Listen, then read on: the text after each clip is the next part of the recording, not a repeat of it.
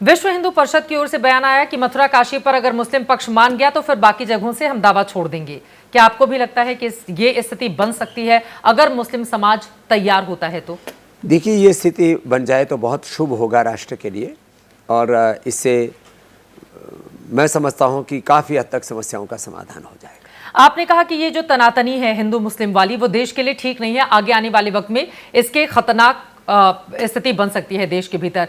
लेकिन जब हम महाकुंभ का जिक्र करते हैं तो फिर बड़े बड़े साधु संत जब ये कहते हुए नजर आते हैं कि नहीं, वहां पर मुस्लिम समुदाय को दुकान नहीं लगाना चाहिए, उनको क्या पता कि सनातन धर्म क्या है, उनको उसकी पवित्रता का ज्ञान नहीं है, तो फिर सवाल नहीं उठेंगे कि आप लोग भी तो अपना दिल बड़ा करिए, वहां पर क्यों महाकुंभ में हिंदू और मुसलमान देखे जाते हैं? देखिए, एक तो सनातनियों में तनातनी नहीं होनी चाहिए। ब्राह्मण, क्षत्रिय, वैश्य, शूद्र, दलित, आदिवासी, वनवासी, सब भारतवासियों में अलग अलग वर्ग संप्रदाय हैं, अलग अलग संस्कृति हैं हमारी। तो वो हमारी जो सांस्कृतिक विविधता है, जो हमारा सांस्कृतिक जो लोकतंत्र है, वैचारिक धार्मिक जो लोकतंत्र है हमारा, उसमें भी एकता समरसता बनी रहनी चाहिए, एक बात।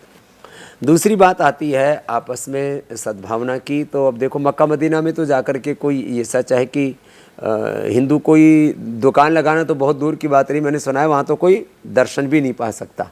तो हम किसी का अनुकरण नहीं कर रहे, लेकिन मैं इस बात से जो है का व्यक्ति, इससे विचार का व्यक्ति हूँ कि यदि कोई कुंभ में जाता है और ये मानता है कि 500, 700, 1000 साल पहले हमारे पुरखे हिंदू ही थे, ये हमारी पुरखों की आस्था का पर्व है, और हमें अपने पुरखों के पदचिन्ह पर चलते हुए कुंभ में स्नान करना चाहिए, ध्यान करना चाहिए, और अपने पूर्वजों के प्रति कृतज्ञता का भाव रखते हुए उनकी ही पुण्य स्मृति में स्नान करना चाहिए।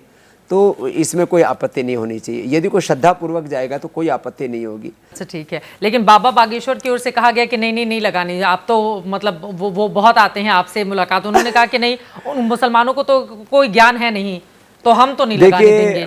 बागेश्वर जी और बहुत आक्रामक होकर वो ये बातें बोलते हैं। वो हमारे अनुज हैं, हम उनको शिष्यवत, या हम दूसरे शब्दों में कहें तो हम पुत्रवत उनको प्रीति करते हैं, ये बात सही है। लेकिन कभी कभी उत्साह में थोड़ा आक्रामक या उत्तेजक बोल देते हैं, तो हम उनसे भी बात करेंगे कि भाई इतना उत्तेजक मत बोला करो।